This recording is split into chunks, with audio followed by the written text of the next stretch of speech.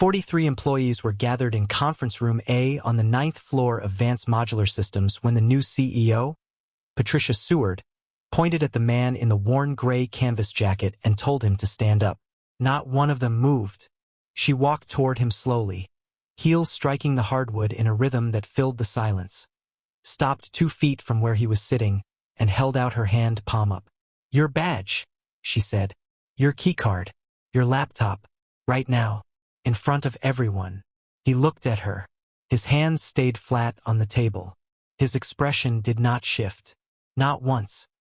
He reached into his jacket pocket, removed the lanyard with his employee badge, and placed it in her open hand without a word. What Patricia Seward had not checked, what no one sitting in that conference room had thought to verify, was that the quiet man she had just publicly fired in the cheap jacket and the worn boots held 61% of the company's outstanding shares. He had held them since the morning the articles of incorporation were filed 11 years ago. She had fired the wrong guy, the most wrong guy she could have possibly chosen. And by the time she figured out who he was, it would already be too late. The mistake had been made. The room had witnessed it. And mistakes that public do not get walked back quietly. By 4:15 that same afternoon, the conference room would be full again. The seats would be rearranged. And Patricia Seward would not be the one standing. But to understand why Marcus Wynn said nothing in that room, and why his silence was the most dangerous thing in it, you have to go back 14 months, to a life no one in that building knew he was living. Marcus Wynn's alarm went off at 4:55 every morning. Not because anyone required it. Because his daughter, Ellie, needed to be at Brookhaven Elementary by 7:45, and the 37-minute drive from their rental on Glendale Road left no margin for error. The rental was deliberate. Marcus owned property. He owned a great deal of property. But 18 months earlier, when his wife Catherine passed from a pulmonary embolism at the age of 34, no warning, no history, no chance to say anything at all, Marcus had made a decision that no financial advisor, no attorney, and no board member understood. He stepped back. He moved out of the house on Ridgewood Court with its 4 bedrooms and its circular driveway and its view of the park where Ellie learned to ride a bicycle. He rented a 900-square-foot unit on the east side of town. He enrolled Ellie in public school. He stopped attending board meetings. He asked his attorney, David Chun, to manage his voting shares in absentia. And he took a mid-level operations analyst position at the company he had co-founded, Advanced Modular Systems, under the name M. Wynn. Not Marcus Wynn. Not Marcus David Wynn, whose signature appeared on the founding charter beside 2 other names. Just M. Wynn. Badge number 4471. 9th floor. 3rd cubicle from the window. He told David Chun one thing. "I need to be somewhere every day. I need a routine that has walls and a clock. I need Ellie to see me go to work and come home from work. I need her to know that life continues." David had looked at him for a long time and then nodded once. Marcus earned $61,000 a year in that role. His ownership stake in Advanced Modular was valued at approximately $94 million. He never mentioned it. He never referenced it. In a filing cabinet in his rental apartment, 3 drawers deep, behind a folder labeled school records, sat the original shareholder certificate that proved he owned 61% of the company that paid his $61,000 salary. He had not opened that drawer in 14 months. The 2 other co-founders, James Aldridge, who held 22%, and Sandra Mello, who held 17%, knew exactly who he was. They honored his request for silence. They understood grief reshapes a man into someone the world cannot always recognize. His mornings looked the same every day. Coffee at 5:10. Ellie's lunch packed by 5:30, turkey and cheese on wheat, apple slices, a juice box, and a note he wrote on a yellow sticky note and pressed to the inside of the bag. The notes were never long. "You are my favorite part of every day. The world is better because you are in it. Dad loves you more than the whole sky." He drove the 2011 Ford Explorer with 214,000 miles on it. He parked in the employee lot on the east side. He swiped his badge at 7:20 and sat at his desk and did the work of an operations analyst, reviewing supply chain reports, flagging vendor delays, compiling quarterly variance data, with the quiet competence of a man who had once designed the entire system he was now monitoring. No one questioned it. No one looked twice. The gray jacket, the worn boots, the lunch he brought in a brown paper bag. He was invisible in exactly the way he intended to be. Patricia Seward arrived at Advanced Modular Systems 9 months into Marcus's anonymous tenure. She was hired by the board, a board that did not include Marcus because he had declined his seat as the new CEO. Her mandate was growth. Her reputation was efficiency. Her method was elimination. She had been brought in from a logistics firm in Charlotte where she had reduced overhead by 31% in 2 years. Her references were pristine. Her results were measurable. Her interpersonal instincts were catastrophic. Patricia ran the company the way she ran every company, by identifying the people she considered dead weight and removing them publicly enough to make the survivors work harder. She called it visibility accountability. She believed that fear, properly distributed, was the most cost-effective management tool available. Within 3 months, she had fired 11 people. 8 of them were men over 40. 5 of them had been with the company since its founding. Not one of them was given a private meeting. Every termination happened in front of colleagues. Patricia believed the audience was the point. Marcus watched. He said nothing. He compiled his reports. He packed Ellie's lunch. He drove the Explorer. He noted, in the margin of a notebook he kept in his desk drawer, the names of every person Patricia fired and the dates and the reasons she gave. He did not intervene. Not because he did not care. Because he had promised himself, in the weeks after Catherine's death, that he would not use his power to reshape the world until Ellie no longer needed him to be still. Catherine had always said that about him. Marcus, you don't have to fix everything. Sometimes people just need you to stand there. He heard her voice every time he considered picking up the phone and calling David Chun and ending Patricia Seward's tenure with a single vote. He did not pick up the phone. He stood there. Patricia had noticed him exactly once. It was a Wednesday in February. She had been walking past his cubicle with her assistant, a young man named Trevor, and she had paused for half a second, looked at the back of Marcus's gray jacket and said, loud enough for 3 nearby desks to hear, "How long has he been wearing that same coat?" 11 years, and he's still showing up in something he found at a yard sale. Trevor had laughed nervously. Marcus had not turned around. He had reached for his coffee, taken a slow sip, and continued typing. And then, on a Tuesday morning in March, Patricia Seward decided that Win badge 4471 was dead weight. She did not check his file. She did not review his output. She did not ask his manager, Greg Ellison, whether the quiet man in the gray jacket was performing. She looked at a spreadsheet, saw his salary, saw his title, saw his tenure, and added his name to a list. And then she decided to make an example of him. The Tuesday morning firing was only the beginning. Patricia had called the all-hands meeting under the pretense of a quarterly update. 43 employees filed into conference room A. Marcus sat near the back, in the second-to-last row, beside a woman named Terry Huang from Accounts Receivable who had been with the company for 9 years. Patricia opened with revenue numbers. She showed slides. She talked about market position and competitive pressure, and the need to trim what is not growing.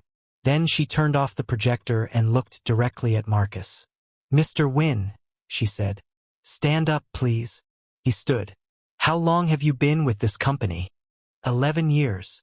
"And your title is Operations Analyst." "It is." 11 years, Patricia repeated, turning to the room. 11 years in the same chair. Same title.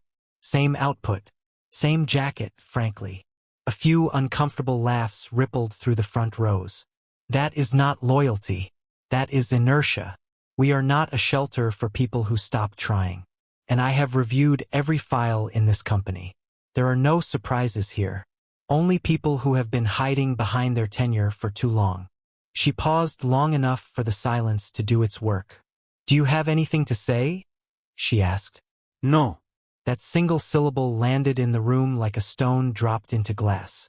Terry Huang, sitting to his left, pressed her lips together and looked down at her hands. Greg Ellison, Marcus's direct manager, shifted in his seat near the front row. His face was gray. He knew something, not everything, but enough. He had seen Marcus's name on a plaque in the lobby once, years ago, before Patricia had the lobby remodeled and the plaques removed. Greg said nothing. Patricia held out her hand. Marcus gave her the badge. She took it and set it on the table behind her, face down, as if it were something used and discarded. "Security will walk you to your desk," she said. "You have 15 minutes to collect your personal items. And someone get him a box. Something he can carry to that old truck of his in the parking lot." Marcus nodded once. He turned. He walked toward the door. 42 people watched him leave. In the hallway, the security guard, a man named Darnell who had known Marcus for 7 years, walked beside him without speaking. When they reached the cubicle, Darnell stood at a respectful distance and looked at the wall. Marcus opened his desk drawer. He took out the notebook with the names and dates. He took out a photograph of Ellie at the beach, standing in the surf with her arms out, laughing at something Catherine had said from behind the camera. He put both items in his jacket pocket. His phone buzzed. A text from Ellie's school. "Early dismissal today, 1:15 p.m. Please confirm pickup." He typed, "Confirmed. Dad will be there." He walked out of the building at 9:47 in the morning. He had worked there for 11 years. He had founded it. He had named it. The word Vance was his mother's maiden name. He drove to a park 3 blocks from Brookhaven Elementary and sat in the Explorer with the engine off for 2 hours. He did not call David Chin. He did not call James Aldrich. He did not call Sandra Mello. He sat with his hands on the steering wheel and watched the wind move through the trees at the edge of the lot. At 1:10, he drove to the school and was standing at the pickup line when Ellie came through the door with her backpack hanging off one shoulder and a piece of construction paper in her hand. "I made a bridge," she said, holding it up. "That's a strong bridge," Marcus said. "It's for you," she said, "because you build things." He took the construction paper and held it carefully, and they drove home. What Marcus did not know was that Greg Ellison had not gone back to his desk after the meeting. Greg had walked directly to his car, sat in the driver's seat for 10 minutes, and then driven to the county clerk's office downtown.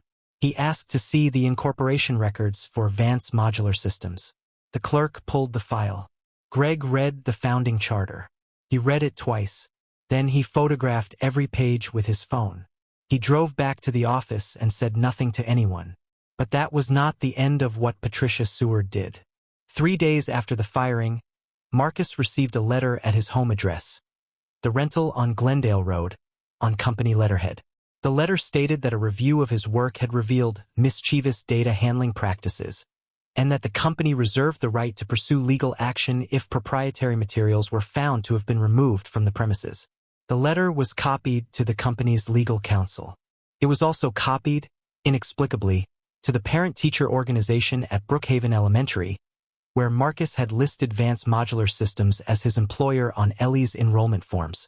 Patricia Seward had sent a veiled accusation of data theft to his daughter's school.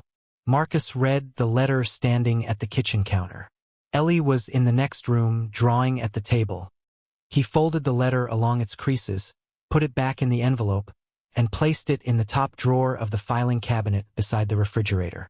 3 drawers below it, behind a folder marked School Records, sat the shareholder certificate that proved he owned the company that had just threatened him.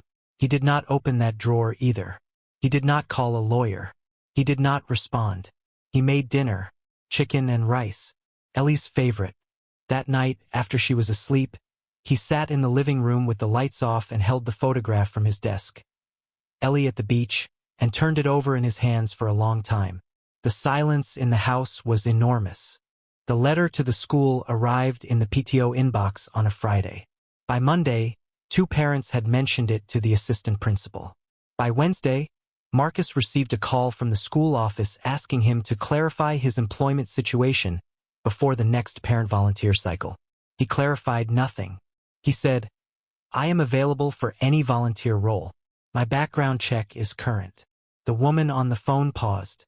"Mr. Wynn, we received a communication from your former employer suggesting there may be a legal matter pending. We just want to make sure." "There is no legal matter pending," Marcus said. His voice was quiet, even. "We appreciate that, but until we can confirm." You can confirm it with any court in this county, he said. There is no filing. There is no case. There is no legal matter. The silence on the other end lasted 4 seconds. Then, we'll be in touch. They were not in touch.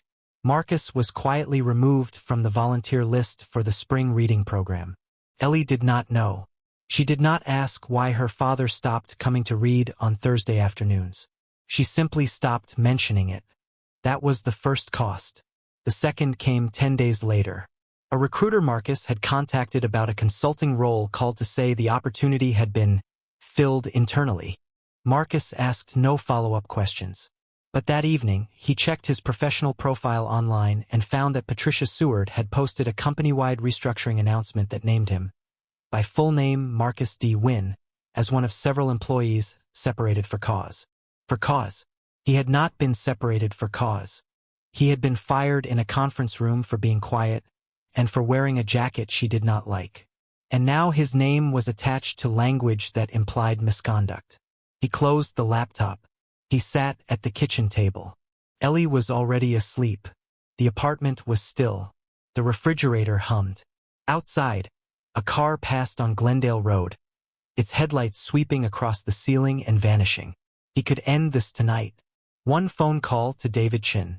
One email to the board. One sentence. I am exercising my voting rights effective immediately. Patricia Seward would be removed by morning. The announcement would be corrected. The letter would be retracted. The school would call back. He could do all of that before Ellie woke up. He picked up his phone. He opened the contacts. He scrolled to David Chen's name and let his thumb hover over the green call button. He thought about Catherine. Not the day she died. The day before. A Sunday. She had been folding laundry on the bed and Marcus had been pacing about a vendor dispute. Someone had lied about shipping dates, and Marcus wanted to call the vendor's CEO directly and end the relationship. Catherine had looked at him over a stack of Ellie's small shirts and said, Marcus, not everything that's wrong needs you to fix it. Some things fix themselves if you give them enough room. He had not believed her then. He put the phone down now. He chose to wait. Not because waiting was easy. Because the cost of acting, of becoming the man who uses his power the moment it becomes personally convenient, was a cost he was not willing to pass on to Ellie. She would grow up watching him. She would learn what strength looked like from what he did in the dark when no one was there to applaud. He turned off the kitchen light and went to check on her. Her door was open 3 inches. He looked through the gap. She was lying on her side with her stuffed elephant, the one Catherine had bought at the hospital gift shop the day Ellie was born, tucked under her chin. Her breathing was slow and even. On the nightstand beside her bed was the construction paper bridge. She had added something to it since he last saw it. In purple crayon, along the top beam, she had written, Dad. He stood in the hallway for a long time. Meanwhile, Greg Ellison had not been idle. Greg had spent 9 days reviewing the incorporation documents he had photographed at the clerk's office. He had cross-referenced them with the company's internal shareholder registry, a document Patricia had never requested because she believed the board was the only authority that mattered.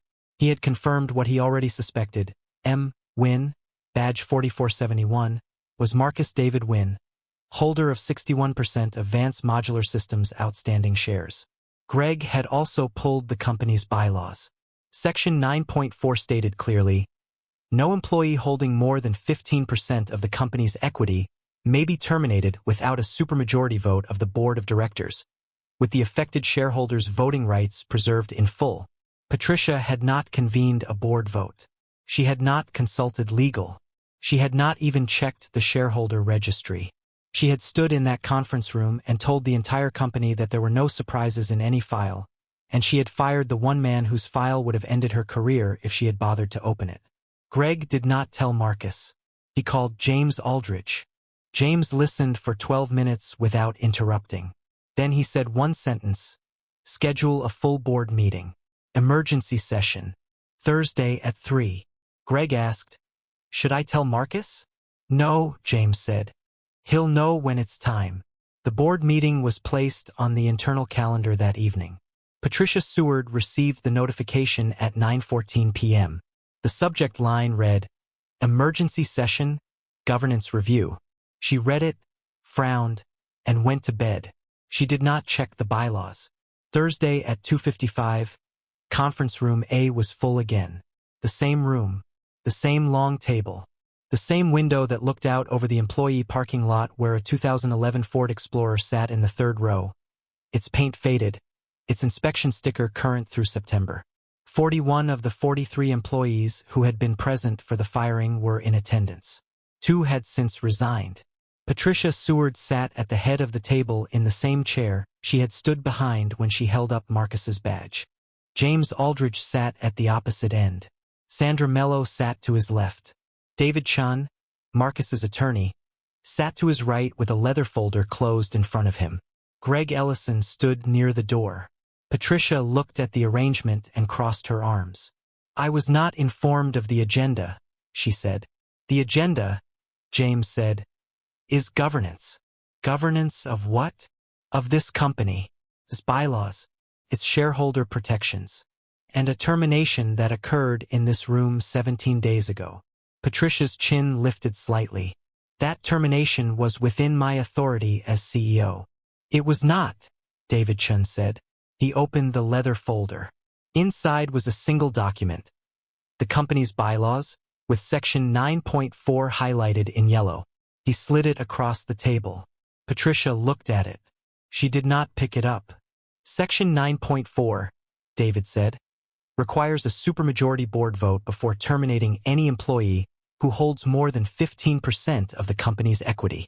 No vote was held. No shareholder registry was consulted. The termination is void as a matter of corporate law." Patricia's eyes moved from the document to James Aldrich. "What employee holds 15%? "Not 15, James said. 61. The room was quiet. Not the quiet of anticipation. The quiet of 41 people recalculating everything they had seen. "That is not possible," Patricia said. Her voice had changed. It was half a register higher. "I reviewed the organizational chart. I reviewed every personnel file. I said in that meeting, I said there were no surprises in this company." "You said there were no surprises," David Chun said, "because you reviewed only the files you requested. You did not request the shareholder registry. You did not request the founding charter. You did not ask who M. Win was. You looked at a jacket and you decided you already knew." The door to conference room A opened. Marcus walked in. He was wearing the gray canvas jacket, the same boots. His hands were at his sides. He walked to the empty chair beside Sandra Mello and sat down. Ellie was with him. She walked in holding his hand, her school backpack on, her stuffed elephant under her arm. She sat in the chair beside her father and placed the elephant on the table and looked around the room with the calm curiosity of a child who has been told to sit still and is deciding whether to comply. Patricia stared at Marcus. Her mouth opened, closed, opened again. "This is," she started. "This is Marcus David Wynn," James Aldrich said. "Co-founder, majority shareholder. The man you fired in this room in front of 43 employees without checking who he was. The man you mocked for his jacket. The man you suggested be given a box to carry to his old truck. That truck is in the parking lot right now.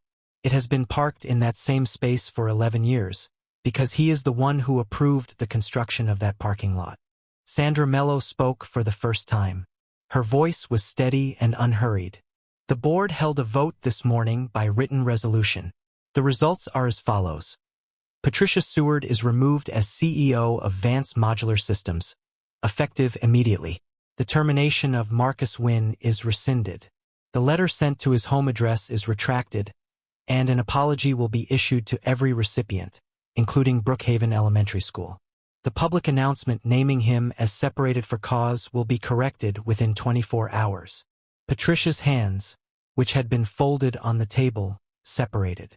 She gripped the edge of the table with both hands. Her chair pushed back 6 inches. She looked at Marcus with an expression that contained every emotion except the one she needed, which was understanding. "You could have said something," she said. Her voice was thin. "You sat in that chair and you could have told me."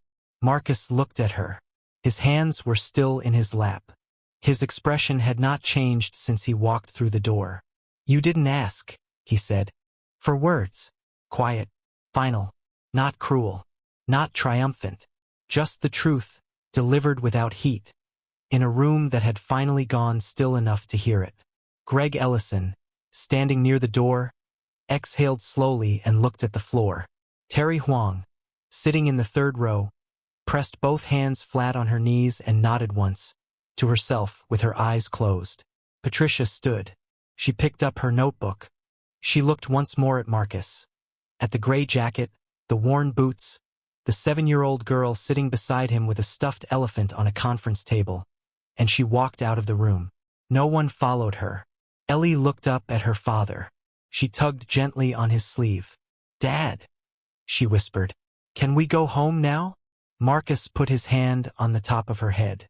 "Yeah," he said, "we can go home." She reached across the table and picked up her elephant and slid off the chair and took his hand. They walked out of conference room together, past the 41 people who had watched him leave once before, through the hallway where Darnell the security guard was standing with his arms folded and his eyes wet, and out into the parking lot where the Explorer waited in the third row, its engine cold, its inspection sticker valid for 5 more months. Marcus opened the passenger door for Ellie. She climbed in. He buckled her seatbelt. He walked around to the driver's side and stood there for a moment, his hand on the door handle, looking at the building. His name was not on it. It did not need to be. He got in the truck and drove his daughter home. 3 months later, Advanced Modular Systems had a new CEO, Sandra Mello, who had been with the company since year 2 and had never once needed a room full of witnesses to manage it. Marcus returned to his seat on the board. He attended meetings on the first and third Tuesdays of each month. The rest of the time, he continued his routine. Coffee at 5:10. Ellie's lunch packed by 5:30. The Explorer, which now had 219,000 miles on it, parked in the lot beside Sandra's Volvo. He did not take back the analyst role. He did not need to. The routine he had built was not the job. It was the drive. It was the lunch bag. It was the sticky note pressed against the inside of a brown paper bag every morning. Patricia Seward took a position at a consulting firm in Raleigh. She was not publicly shamed. She was not investigated. She was simply no longer in a room she had never understood.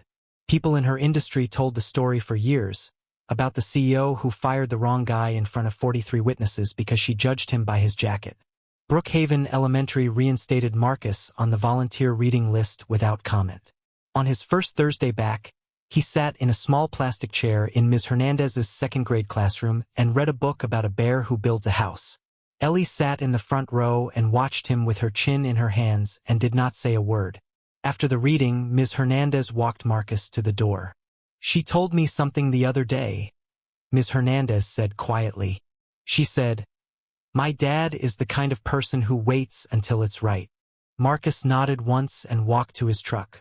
If he had spoken up in that conference room, if he had shown them who he was from the very beginning, would his silence have meant more or less? That man chose to be invisible so his daughter could see what strength looks like without a title.